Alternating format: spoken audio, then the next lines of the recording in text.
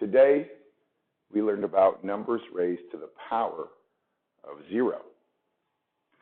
In class, I know we defined a number raised to the 0 power as 1.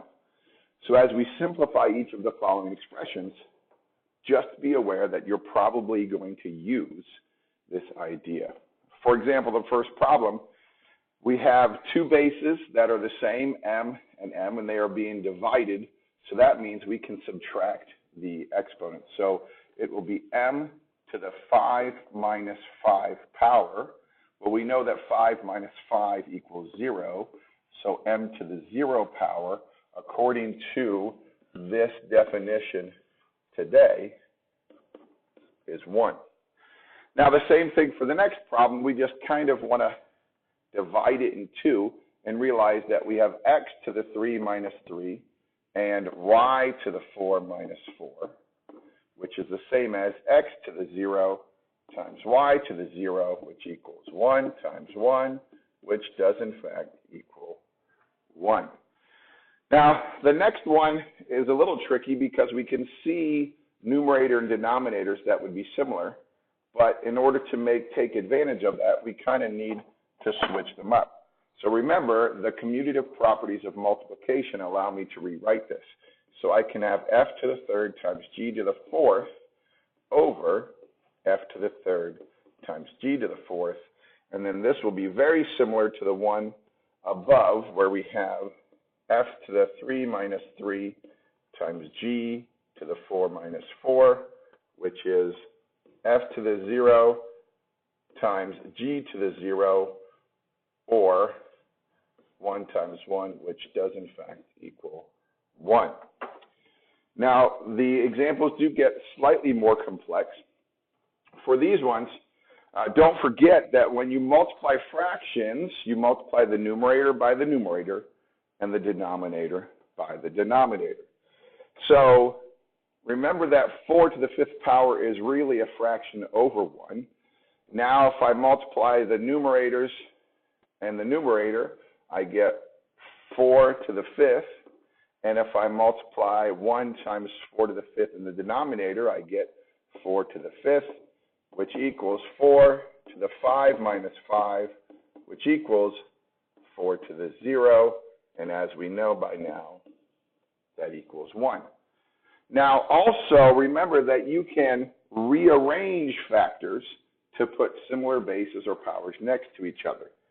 So while these are grouped nicely, the other two are not. But I know that I can simply rearrange these because of the properties of multiplication.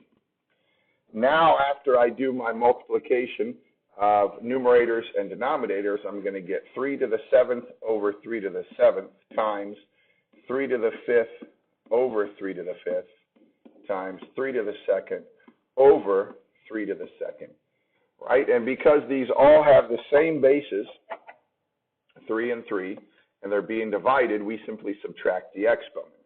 So I have 3 to the 7 minus 7 times 3 to the 5 minus 5 times 3 to the 2 minus 2. So this is 3 to the 0 times 3 to the 0 times 3 to the 0, which equals 1 times 1 times 1, which does in fact equal 1. The last example we're going to talk about is to remember that when you have a power outside of the grouping symbols like these parentheses, I need to use some of the laws of exponents that I've already learned. Now, the shortcut to this is that anything to the 0 power is 1. So there's your answer. But can we prove it?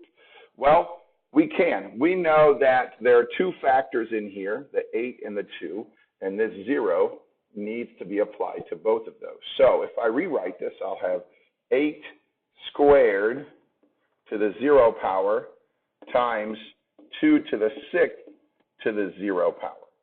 Okay? Now, I can know that when I have a power raised to a power, so I've got this 2 raised to the 0 power, a power of a power means I multiply. So I'm going to have 8 to the 2 times 0 times 2 to the 6 times 0. Well, I know that 2 times 0 is 0, so I have 8 to the 0.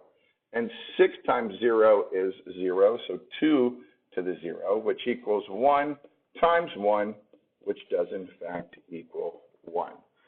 So if you haven't noticed already, most of the answers for your homework should be 1. However, I do need you to attempt to show the work and explain or prove how you got your answers. Thank you for watching Mr. Hatton's YouTube channel. Hopefully it was a help to you for your homework.